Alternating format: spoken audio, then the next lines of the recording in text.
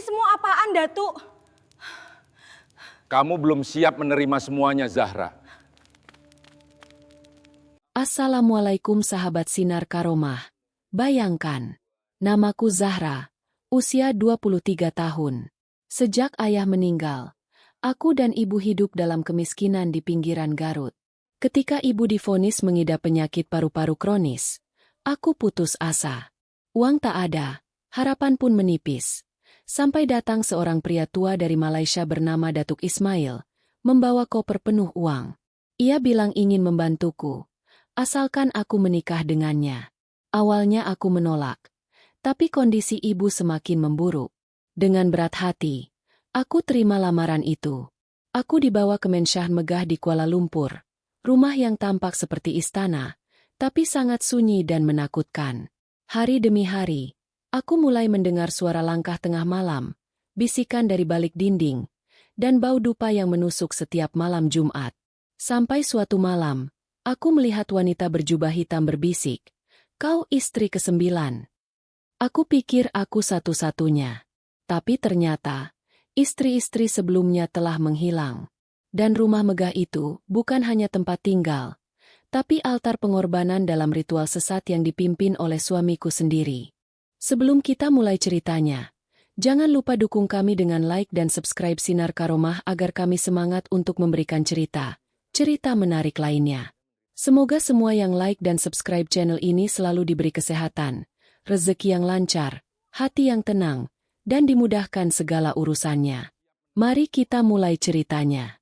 Namaku Zahra, usiaku 23 tahun. Sejak ayah meninggal karena kecelakaan saat bekerja di proyek bangunan, hidup kami berubah drastis. Aku dan ibu tinggal di rumah bilik reot di pinggiran Garut. Setiap hari aku bekerja mencuci pakaian tetangga, sementara ibu hanya bisa terbaring di kasur tipis. Batuknya tak kunjung sembuh, dadanya sesak, dan tubuhnya makin kurus. Dokter bilang itu paru-paru kronis. Pengobatan harus segera dilakukan, tapi semua butuh uang. Uang yang kami tidak punya. Sampai suatu sore, seorang pria asing berdiri di depan rumah. Penampilannya sangat kontras dengan lingkungan kami.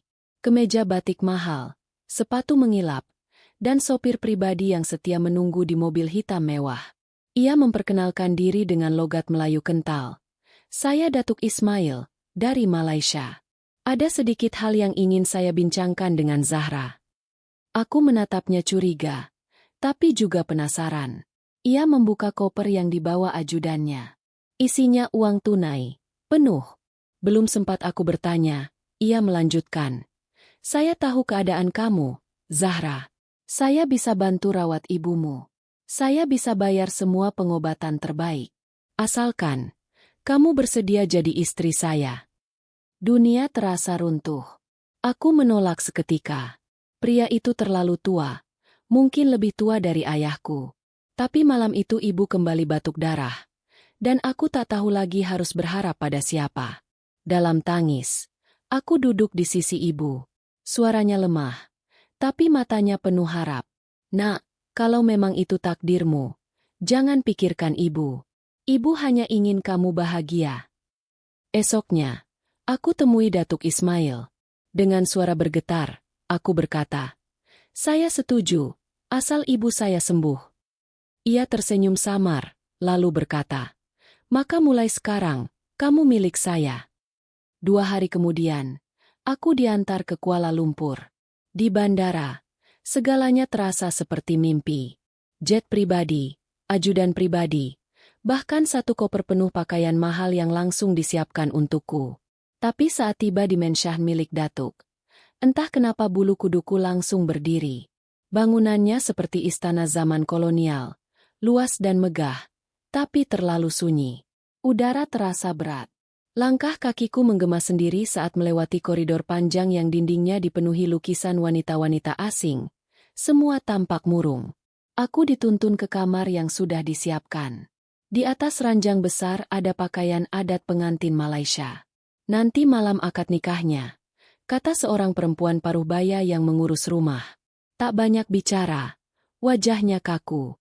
Saat aku menatap matanya, seperti ada ketakutan yang ia sembunyikan.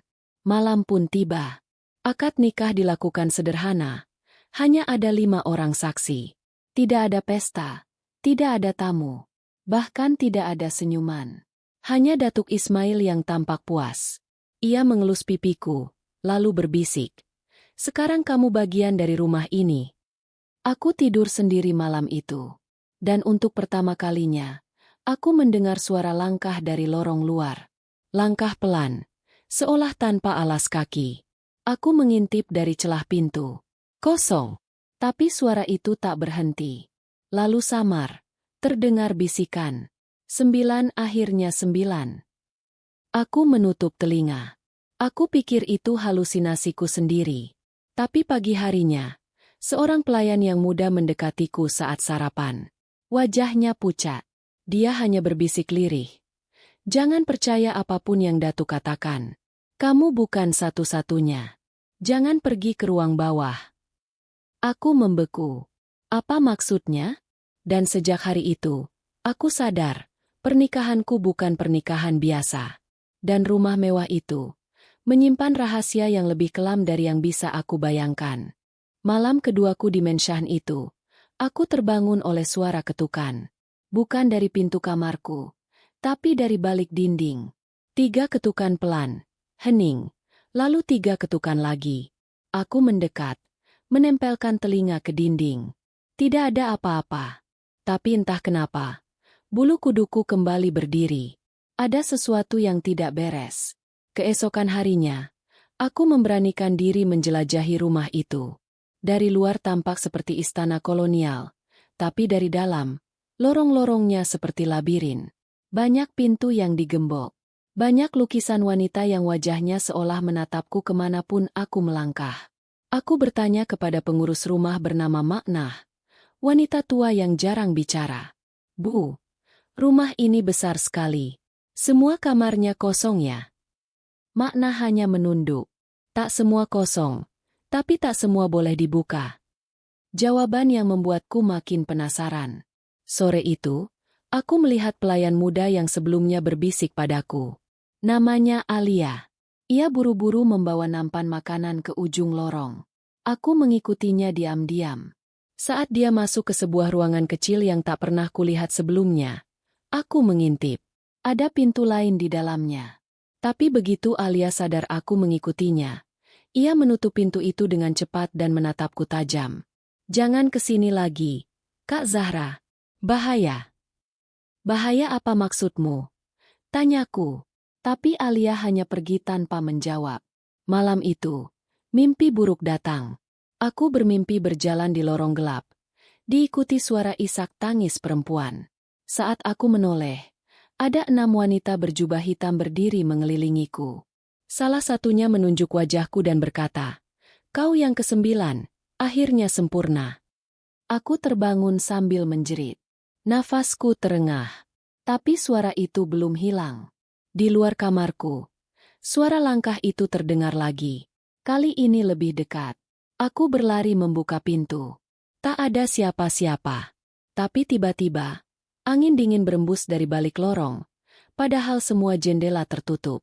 Dan saat aku menoleh, ada bayangan hitam melintas cepat di ujung koridor. Aku menjerit, tapi suaraku hilang di keheningan rumah itu. Paginya, aku nekat menemui Datuk Ismail. "Datuk, saya mau tahu, istri-istri sebelum saya, mereka kemana?" Ia hanya tersenyum dan menyesap tehnya. "Zahra, jangan terlalu banyak bertanya. Di rumah ini, yang terlalu ingin tahu, biasanya tak bertahan lama." Hening. Ucapan itu seperti ancaman. Aku mulai mencatat hal-hal aneh yang kutemui. Tanggal-tanggal ganjil di kalender kamar. Seperti ada pola. Semua tanggal Jumat ditandai lingkaran merah. Dan setiap malam Jumat, aku mencium bau dupa yang sangat kuat dari lantai bawah. Tapi tak pernah ada yang mengaku menyalakannya. Lalu Alia kembali mendekatiku, dengan wajah penuh ketakutan. "Kak Zahra, malam ini malam Jumat. Jangan keluar kamar. Apapun yang kamu dengar, apapun yang kamu lihat dari jendela atau cermin, abaikan saja. Jangan keluar kamar." Aku gemetar. "Kenapa?" Tapi Alia menatapku, Seolah ingin bicara, namun akhirnya hanya berbisik lirih. Mereka akan datang malam ini. Malam pun datang. Jam menunjukkan pukul 11. Aroma dupa makin kuat. Aku mengunci pintu, menutup jendela, bahkan menarik lemari ke depan pintu. Tapi tepat jam 12 malam, cermin di kamarku mulai berkabut. Dan, samar-samar, terlihat siluet hitam berjubah menatap ke arahku dari dalam cermin. Matanya merah, suaranya berat. Zahra, bersiaplah. Aku jatuh terduduk. Kupalingkan wajah dari cermin.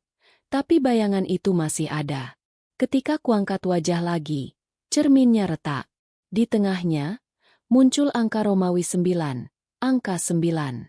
Tertulis dengan uap darah. Aku menggigil. Kupeluk tubuhku sendiri. Tapi hatiku sudah tahu. Aku telah masuk ke dalam sesuatu yang jauh lebih gelap dari sekadar pernikahan demi uang. Aku sedang berada di tengah lingkaran ritual. Dan mungkin, aku bukan korban pertama. Setelah malam itu, aku tak lagi bisa tidur nyenyak. Setiap malam Jumat terasa seperti teror. Aku mulai menghitung hari dengan jantung berdebar. Aku tahu ada sesuatu yang disembunyikan di rumah ini, dan semua petunjuk mengarah ke bagian bawah mensyahn yang tak pernah terbuka. Hari itu, aku berpura-pura sedang mencari Alia untuk menyerahkan pakaian kotor.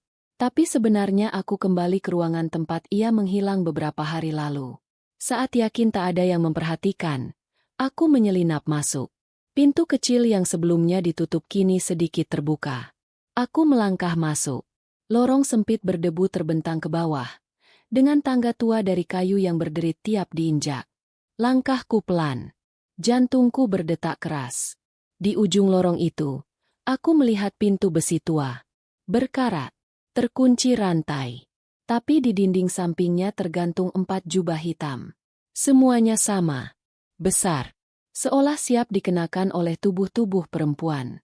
Di bawahnya ada rak kecil berisi lilin, cawan logam, dan ukiran-ukiran aneh yang tidak kupahami. Entah kenapa, udara di situ terasa lebih dingin. Seperti ada sesuatu yang memerhatikanku. Tiba-tiba, suara langkah terdengar dari atas. Aku panik. Bergegas kembali ke tangga dan pura-pura tersandung agar terdengar wajar. Saat aku keluar dari ruang itu, Makna sudah berdiri di ujung lorong. "Apa yang kamu cari di sini?" Suaranya datar, tapi matanya curiga. Saya cuma nyari Alia." Jawabku gugup. "Tak ada siapa-siapa di bawah. Jangan ulangi lagi." Ia berbalik. Tapi aku menangkap satu hal. Saat ia melangkah pergi, ia memandang jubah hitam itu sejenak. Lalu menunduk seperti sedang berdoa dalam hati. Malam harinya, aku memaksa Alia bicara. Kupaksa dia jujur. Ia menangis dan akhirnya bercerita. Dulu, rumah ini memang milik Datuk. Tapi dulu dia punya istri pertama yang tak pernah terlihat lagi. Lalu tiba-tiba muncul istri kedua. Lalu ketiga, hingga 8. Tapi semuanya tidak pernah lama. Mereka hilang. Katanya kabur. Tapi tidak ada yang pernah benar-benar pergi dari rumah ini. Aku menelan ludah. "Maksudmu mereka?" Alia mengangguk pelan. "Kak Zahra, ruangan di bawah itu bukan sekadar gudang. Itu tempat ritual. Setiap malam Jumat, akan ada pemanggilan. Datuk selalu mengatakan bahwa istri-istri sebelumnya dipanggil untuk berdoa. Tapi setelah itu, mereka tidak pernah muncul lagi." Aku mulai gemetar. Kenapa tidak lapor polisi? Kami semua dibayar untuk diam. Tapi bukan itu alasannya. Setiap yang berani bicara, selalu alami nasib buruk. Bahkan pernah ada sopir baru yang coba kabur. Mobilnya meledak dalam perjalanan. Cerita itu membuatku ingin muntah. Aku sadar, aku sedang berada di dalam rumah yang bukan hanya menyimpan rahasia, tapi juga kematian. Dan mungkin, aku hanya punya sedikit waktu sebelum giliranku tiba. Aku kembali ke kamar. Tapi kali ini aku bertekad menulis semua kejadian yang kualami. Di balik cermin, kutempelkan kertas-kertas kecil berisi catatan. Nama-nama istri sebelumnya, jika kutemukan. Tanggal-tanggal Jumat.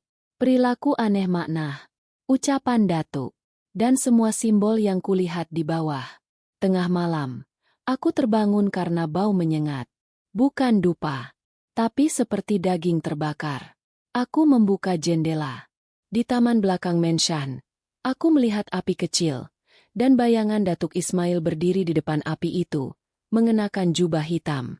Di belakangnya, 8 sosok wanita berjubah juga berdiri mengelilingi api. Aku menjerit dalam hati. Itu bukan mimpi. Tiba-tiba, dari balik jendela, mataku bertemu pandang dengan satu wanita berjubah. Tapi wajahnya hancur, kulitnya terkelupas, matanya cekung. Tapi ia tersenyum padaku. Senyum panjang yang membuat lututku lemas. Ia mengangkat jarinya, menunjuk ke arahku. Dan di dinding kamarku, muncul tulisan samar. Giliranmu Jumat depan. Hari-hari berikutnya kujalani dengan jantung seperti bom waktu. Jumat tinggal 3 hari lagi. Dan setiap malam, mimpi buruk itu datang kembali. Wajah wanita-wanita berjubah hitam selalu hadir. Tapi kali ini, mereka mulai menyebutkan nama. Nama yang tak pernah kudengar sebelumnya, tapi terasa sangat nyata. Amira, Siti Rohaya, Kartina, Leila. Saat kutulis nama-nama itu di kertas dan menempelkannya ke balik cermin, sebuah keanehan terjadi. Cermin itu retak pelan. Retaknya membentuk angka Romawi satu persatu. Dan malam itu, angka 9 di cermin berubah jadi angka lengkap dengan garis lengkung di atasnya. Seperti simbol terakhir. Hari Kamis malam, aku sengaja tidak tidur. Aku mengintai pergerakan di rumah. Datuk Ismail tidak ada di kamarnya. Pukul 2 dini hari, aku melihat dari balik tirai, Datuk sedang berdiri di taman belakang dengan sebatang lilin merah di tangannya. Ia seperti membaca mantra. Lalu, sesuatu muncul dari tanah. Seperti kepulan asap hitam yang membentuk wujud manusia. Satu persatu, wanita berjubah itu muncul dari kabut. Tapi kini jumlahnya bukan 8. Mereka genap 9. Dan mereka membentuk lingkaran. Tubuhku gemetar. Nafasku tercekik. Tapi di saat itulah, Alia mengetuk pintuku perlahan. Kak Zahra, ayo ikut saya. Sekarang. Kami berlari pelan menuruni lorong. Kali ini Alia membuka jalan ke ruangan bawah tanah itu. Saya tahu ini gila. Tapi di sini ada buku tua. Dulu saya curi dari kamar Datuk. Isinya tentang ritual memanggil kekuatan. Tapi kunci kekuatannya selalu dari istri ke-9. Kalau kamu jadi korban, kekuatan itu sempurna. Makanya yang sebelum-sebelumnya selalu dibuang, karena mereka gagal. Kamu yang ditunggu. Tanganku gemetar saat membuka buku itu. Bahasa Melayu kuno. Tapi jelas tertulis, 9 istri, 9 darah, 1 kekuasaan. Aku harus keluar dari sini, desisku. Alia menatapku penuh ketakutan. Satu-satunya cara, kamu harus pura-pura mati. Malam ini. Dek, aku nyaris menolak ide itu. Tapi tak ada pilihan. Kami menyusun rencana cepat. Alia akan mencampurkan ramuan tidur ke dalam teh malamku. Lalu pura-pura mengabarkan aku meninggal karena demam tinggi. Jenazahku akan disembunyikan sementara di gudang luar Menshan. Dari sana aku akan kabur diam-diam saat fajar. Malam pun tiba. Aku duduk di ruang makan bersama Datuk Ismail. Ia tampak berbeda malam itu. Senyumnya dingin. Matanya merah. Sudah siap untuk Jumat besok, sayangku. Aku berpura-pura tenang. Menyesap teh pelan. Beberapa menit kemudian, kepalaku mulai berat. Dunia seperti berputar. Tapi sebelum kesadaranku lenyap, aku mendengar suara Datuk berbisik ke telingaku. Tenang saja, besok kamu akan bersatu dengan mereka. Gelap. Aku terbangun dalam gelap. Di dalam peti. Tanganku terikat. Aku menjerit, menendang. Tapi semua sia-sia. Aku dikurung hidup-hidup. Di dalam peti mati. Tercium bau dupa dari celah kecil. Suara langkah di luar. Dan kemudian suara Alia. Dia sudah siap, Datuk. Oh, apa?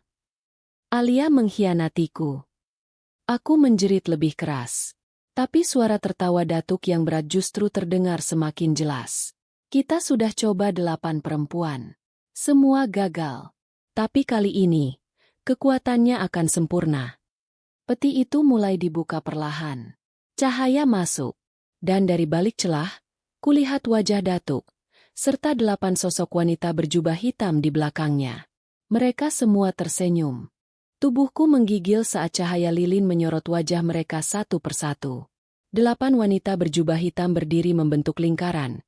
Matanya kosong, tapi mulut mereka bergerak bersamaan, membaca sesuatu yang tak kupahami. Di tengah lingkaran itu, Datuk Ismail mengangkat kedua tangannya ke udara, sambil berteriak dalam bahasa Melayu kuno yang terdengar seperti mantra kuno zaman purba. Aku masih terikat. Tubuhku lemas. Tapi pikiranku mulai pulih.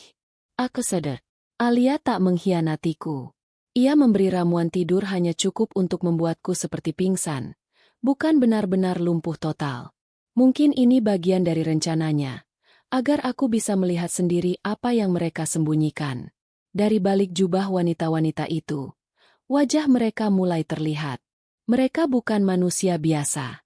Kulit mereka pucat seperti mayat. Sebagian mulai membusuk. Mata mereka merah. Bola matanya seperti diganti bara. Yang membuatku hampir pingsan. Salah satu dari mereka adalah Maknah. Dia sudah mati sejak lama. Gumamku lirih. Tapi suara hatiku tidak bisa membohongi apa yang kulihat. Mana adalah bagian dari mereka. Dengan darah Zahra, kekuatan ini akan sempurna, teriak Datuk. Ia mengeluarkan belati kecil dari dalam jubahnya, berkilau dan hitam legam. Di gagangnya terukir angka 9. Belati itu diarahkan ke arahku. Kau yang terakhir. Yang sempurna. Tiba-tiba, suara keras menggema dari atas. Pintu ruang bawah tanah didobrak. Cahaya matahari masuk dari tangga atas. Alia muncul bersama 2 pria Malaysia berpakaian preman. Sekarang, teriaknya. Tembakan terdengar. Datuk terkejut. Para wanita berjubah seperti terbakar oleh sinar matahari. Mereka menjerit, menutup wajah mereka sambil mundur. Datuk mencoba melarikan diri, tapi salah satu pria menembaknya tepat di dada. Aku dibebaskan dari ikatan. Nafasku terengah. Tubuhku basah oleh keringat dingin. Alia, kau. Aku nyaris tak percaya. Ia memelukku. Aku berhasil hubungi teman ayahku yang kerja di keamanan Malaysia. Selama ini aku diam karena takut. Tapi kamu membuatku sadar. Kita gak boleh terus jadi korban. Mereka membawa kami keluar dari rumah itu. Cahaya pagi menyambutku dengan hangat. Rumah megah yang selama ini jadi istana horor kini dipenuhi polisi dan garis kuning. Datuk Ismail dinyatakan tewas. Tapi yang lebih mengerikan, saat para petugas menggali pekarangan belakang, mereka menemukan 8 jasad perempuan di dalam peti kayu tua. Semua mengenakan jubah hitam. Dan satu lagi, peti ke-9 yang masih kosong. Itu peti yang disiapkan untukku. Aku dan Alia dibawa ke tempat aman. Ibu di Garut kini dirawat di rumah sakit swasta. Seluruh biayanya ditanggung oleh negara setelah kasus ini mencuat ke media. Tapi aku tetap menyimpan luka dalam. Bukan hanya karena hampir dikorbankan, tapi karena aku tahu semua kejadian itu tak akan pernah bisa benar-benar hilang dari kepalaku. Beberapa bulan kemudian, aku mendengar kabar bahwa rumah Datuk Ismail akan dihancurkan. Tapi para pekerja yang ditugaskan membongkar bangunan itu kabur sebelum pekerjaan selesai. Mereka bilang suara tangisan wanita masih terdengar dari ruang bawah tanah. Dan di salah satu dinding yang belum dirobohkan, tertulis kalimat samar dalam darah kering. 9 sudah sempurna. Tapi yang ke-10 akan datang sendiri.